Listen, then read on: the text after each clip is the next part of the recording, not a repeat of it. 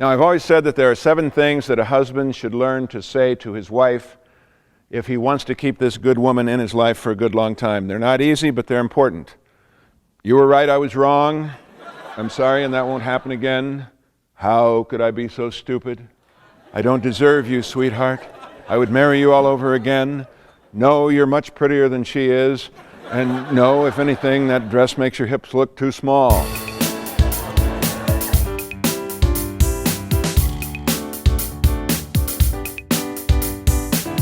Hi, I'm Rex Havens. You might know me from my book and CD, Everything I Needed to Know I Learned from My Wife, which is about marriage and family.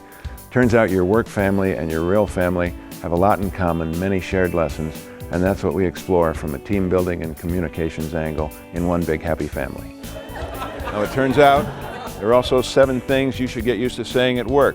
Make the workplace go more smoothly. I value your input. I want to work with you. We make a good team. I can learn from you. That's an interesting opinion. What do you think we should do? And my favorite, but I could be wrong.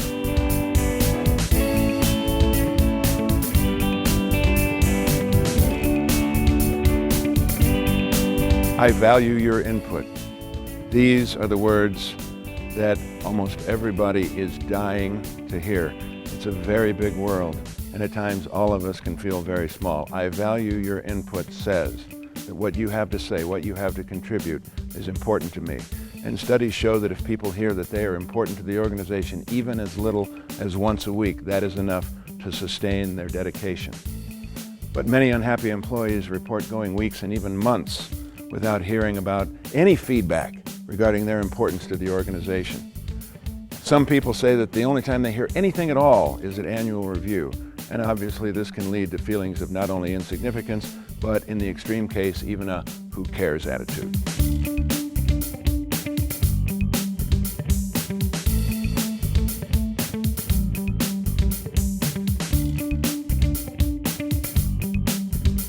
I can learn from you.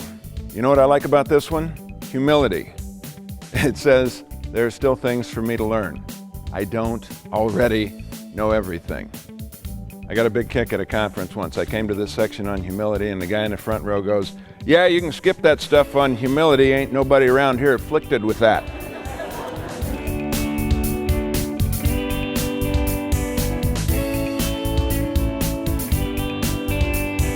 One test, I think, of whether or not a person is truly an adult is when they start ending their sentences by saying, "But I could be wrong." Young people almost never say, "But I could be wrong," because that possibility never enters their brain. In fact, I say that there are 3 stages of knowing things. And you can tell, I believe, what third of life a person is in by how they answer one question. What do you know? Ask a young man, 19 years old, "What do you know?" You get a cocky answer. "What do you need?" "I'm the man with the plan and all the answers. This is your lucky day." Ask a middle-aged guy, "What do you know?" And he'll look at you blankly and go, "Well, not very much."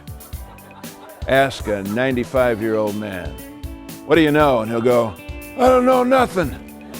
Never did know nothing, never will know nothing. Heck, I probably know less than nothing.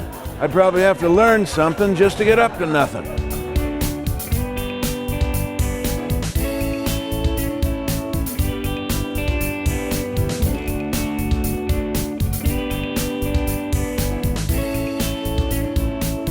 So I think mature adults eventually make peace with their fallibility and they start ending their sentences with, "But I could be wrong." Or in the alternative, they begin their sentences with, "I could be mistaken, but." I say, double cover yourself. I could be mistaken, but I believe these are the facts, but I could be wrong. The bottom line is, "But I could be wrong," costs you nothing, plus you get humility points. The person who says, "But I could be wrong," and isn't wrong, is better off than those who don't say it and blunder. I think of it as premium-free idiot insurance. It's always there on the shelf. It costs you nothing to play the card, and it can only make you look better. What's not to love?